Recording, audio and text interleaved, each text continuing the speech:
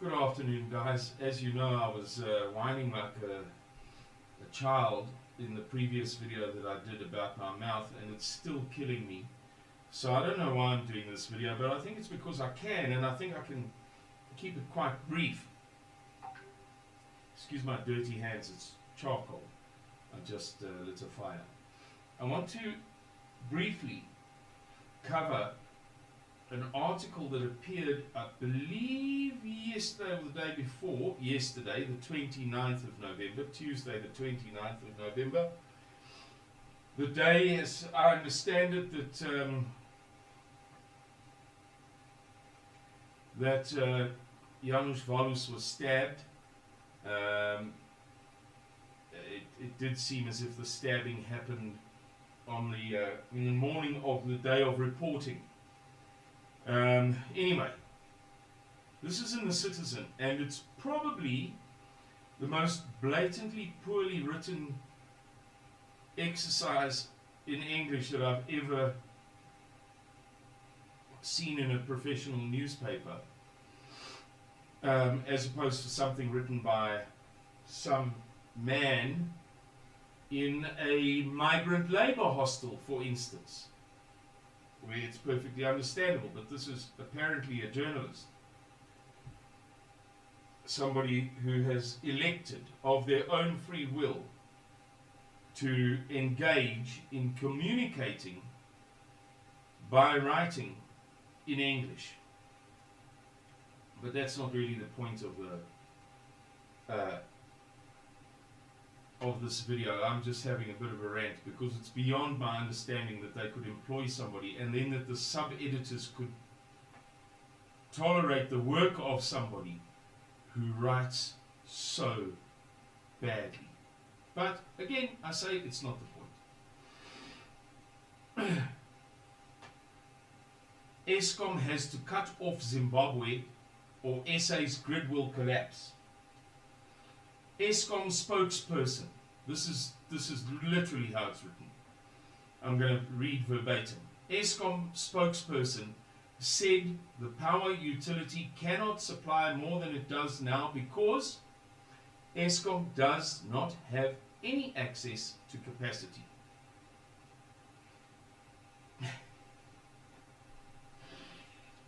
They've got a photograph of a light bulb in front of a South African flag.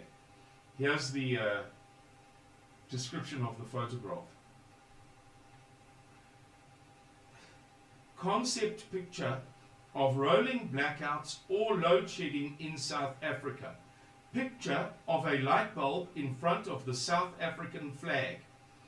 Eskom, the energy provider, implementation of power cuts due to reduced energy output.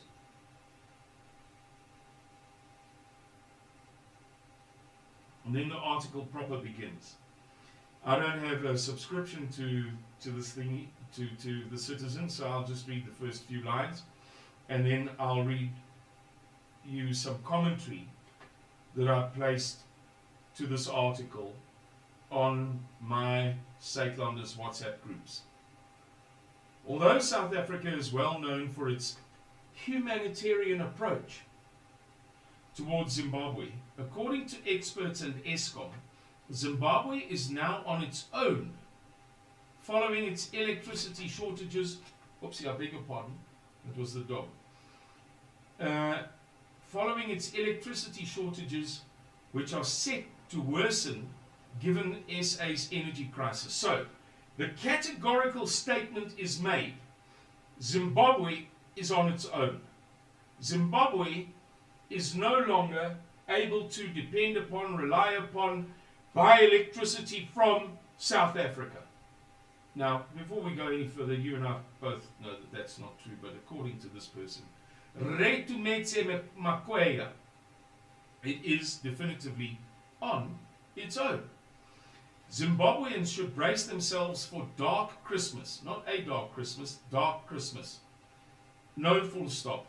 Following the Kariba South hydroelectric power station on the Zambezi River's closure due to a recession of water levels, energy and political analyst Chepo Khadima said Zimbabweans should brace themselves for a dark Christmas as the region awaits a recovery from the rainfall season.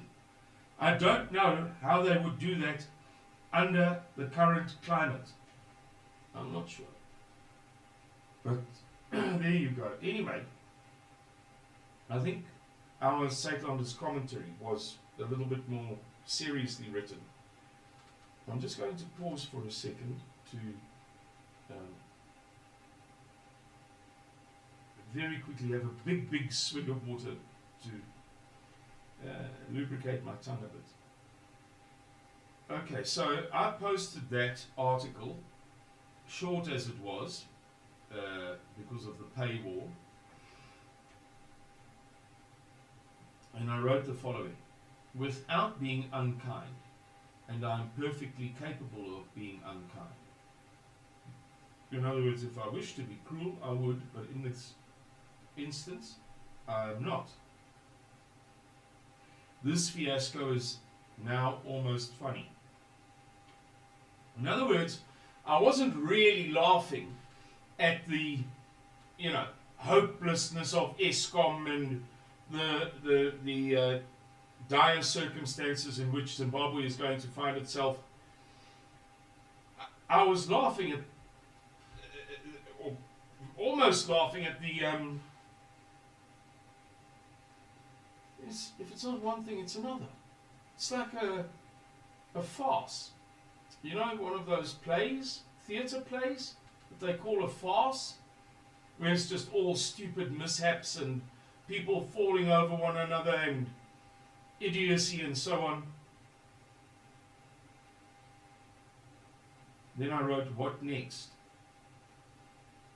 Ladies and gentlemen, this is all me that I'm quoting. Ladies and gentlemen, can you imagine the sheer chaos that shall reign in southern Africa if, say, by late next year, Eskom simply has no choice but to cut power supplies to Zimbabwe, Mozambique, Lesotho, Namibia, Swaziland and Botswana? As far as I know, those are the 6 countries that receive power from South Africa.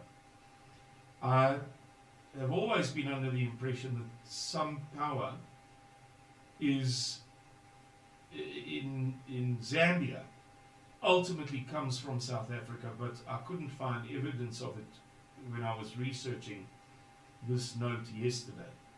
So, I mean, just imagine that it gets so bad that, all political debts and old favors aside, Eskom is forced to place those countries on a highly limited diet of electricity, and their economies suddenly implode, and their currencies become worthless, and during next year's most definite food shortages, we've discussed that at length, we face a wave of immigrants hell-bent, not on work because there is almost none to be had here in South Africa, but plunder. Just imagine if Windhoek and Walvis Bay go dark, then the huge meat processing plants and diamond mines in Botswana are reduced to operating for 4 hours a day, and the ShopRites of Maseru cannot chill meat, and poor old Mozambique just gives up because it cannot do it anymore. Oh dear me, my friends, we are on the edge of a precipice. And what I'm alluding to there is not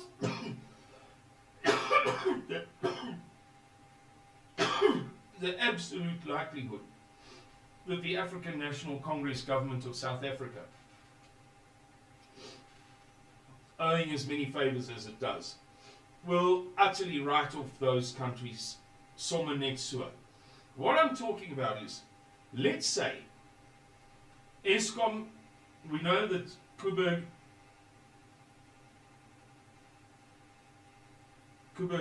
has 2 reactors, or 2 units, if that's the correct term.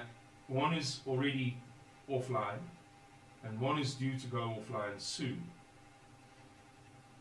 Let's say they're both offline, and the open cycle gas turbines at Gerikwa and Ankerlig are also offline. because of the diesel shortages. With 50 million litres, I read yesterday or this morning early that Pravin Gordhan has promised from the strategic fuel reserve. Apparently, if they're working at full tilt, are not like a week's worth, 50 million litres of diesel. Let's say those are not running, as they are not at the moment. And let's say we have, besides those exceptional things, but we can't run the OCGTs and Kuibergers off, which has not been the case, or those two have not been the case through all of our other crises. And we've got stage 8, and we've been promised that there's a great chance of stage 10. We go to stage 10, but because those two are offline, actually it's 12. And let's say, in this thought experiment, that they have to reduce the supplies to the other countries. It's not that they're writing them off, it's not that they're doing this most politically inconceivable thing, because it is politically inconceivable. But they have to shed 50% of what they give to other countries. And you've got Windhoek and Walvis Bay, largely dark, meat processing plants and what have you in Botswana, reduced to operating for 4 hours a day. Maseru, Mozambique, which is a country that's been on its knees, I beg your pardon, excuse me please, which is a country that has been on its knees since forever.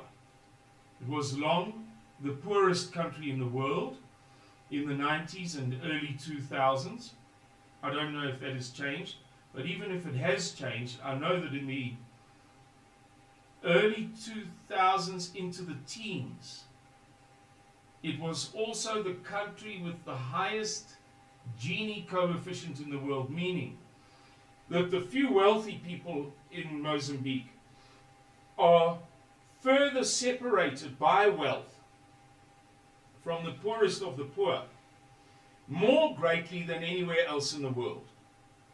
That the difference as such, not that there are wealthier people in Mozambique than in the USA, or that there are more billionaires in Mozambique than in China, or that there are more poor people in Mozambique than in Calcutta in India.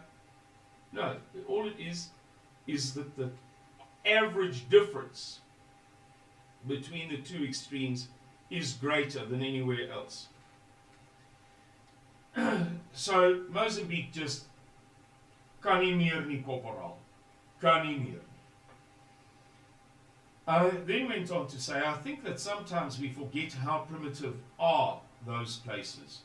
Meaning, how close are they to the 19th century? I'm not saying anything nasty about Black Africa. I'm saying, well, hang on, I won't even justify myself. Listen to the explanation, or listen to what amounts to, what is tantamount to an explanation. Lesotho's entire electricity demand is 145 megawatts, which is roughly half of what Van der Kloof dams. I live in Van der Kloof. Mr. Miller lives not far down the road. Head of communications lives here. For those of you who don't know Van der Kloof, that's what I'm referring to. This well-known little Dorpie in Suidlanders terms. Van der Kloof dams, 2 little turbines provide. So in other words, our turbines provide, I believe it's 120, of which we have 2, 120 megawatt each, 240 megawatt in total. So Lesotho's entire electricity demand is 145 megawatts. Peanuts. Of that, Lesotho can only generate 72 megawatts. So my point being that Lesotho is dependent upon South Africa for about, half of its electricity. Imagine if that was cut by half. the little bit that they have. Imagine being a roadside mechanic in Maseru, or a ShopRite, or a small little cubicle booth shop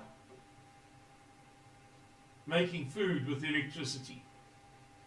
You wake up one morning and half the country doesn't have electricity, or the whole country doesn't have electricity half the time, or certain strategic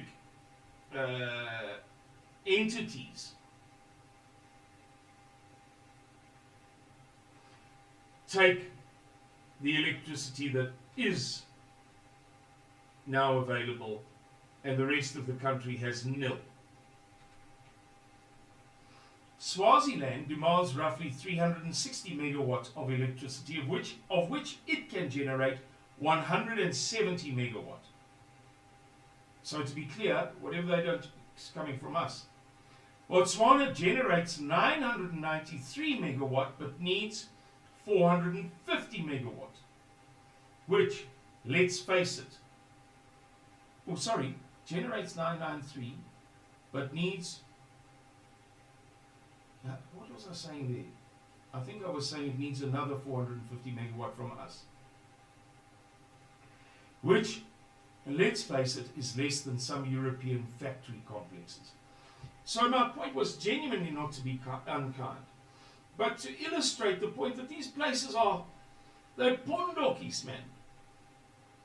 South Africa has an installed capacity of about 47,000 megawatts, of which 44,000 should be reliable. Often nowadays we're short by 23,000, roughly. I haven't done the calculations recently, but I know that it was some time back.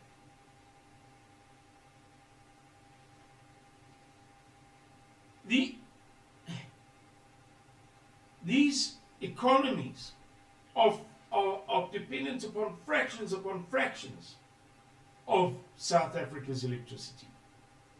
They're peanuts. God bless them, but they're peanuts. And so the story goes on. Those people are separated by just a few megawatts from the pre-industrial age. What's more, they, like the rest of us, mostly, can do absolutely nothing about it. For the most part, they do not possess solar substitutes or adequate solar substitutes, not even remotely adequate solar substitutes. Adequate wind would take years to install. They could never afford the diesel for generators, even if they could afford all of the necessary generators, even if they could maintain the generators for longer than 3 or 4 months, even if they could be trained from scratch within a few days to be able to operate modern Wexler. It's just a brand name. I was kind of showing off that I know it quite well, actually. Modern Wexler computerized control panels for generators. And that's about the gist of this video, which is now almost 20 minutes long, is just to explain to you, by way of good illustration, how very severe is this Eskom crisis. I don't mean to hector you, that is to speak in a domineering, brash, overbearing fashion. Not really. But guys, this is bad. And we've been saying this since 2018. We said all of the parties, all of them, who say anything slightly remedial, that contributes to a remedy, contributes to consoling people, contributes to soothing, contributes to optimism, are wrong. And we have been proven right every month practically since then. We, Suidlanders, alone of all entities and commentators in South Africa, including Ted Blom and the other guy whose name I forget now for the minute, and Professor Anton Eberhard. Because in 2018, they were not preaching the doom and gloom that they are preaching now. In 2018, they were talking about, well, if we could, and then if you get rid of the, maybe if we get a good CEO, and then if maybe we can, and hopefully there'll be, and we said, rubbish! It's never going to happen. It's like listening to Clem Santa, and what's that woman's name? Actually quite a pleasant lady, I think. Talk about how if the quick fox jumps over the lazy dog and takes the high road to a brighter future in a new South Africa rainbow nation in which reconciliation is matched by a passionate devotion of the African National Congress to diligence, conscientiousness, discipline, probity, industriousness, and productivity, everything will be fine. It's asinine rubbish. It was then conspicuously so. It was conspicuous, Clem. A fool could tell that you were talking rubbish 15 years ago. It was idle dreaming, man. And it remains so now.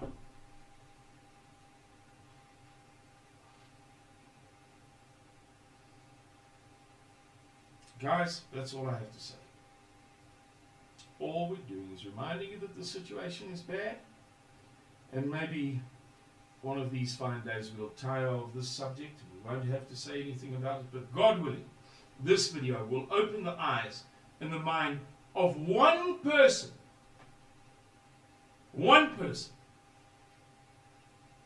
who possesses the necessary imagination to conceive in the abstract of the consequences of Eskom's failure upon the economies of our neighboring countries, with the cascade ramifications for our own country of cataclysms in those economies, leading to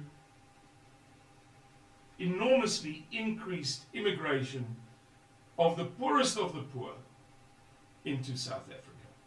Thank you, and God bless you.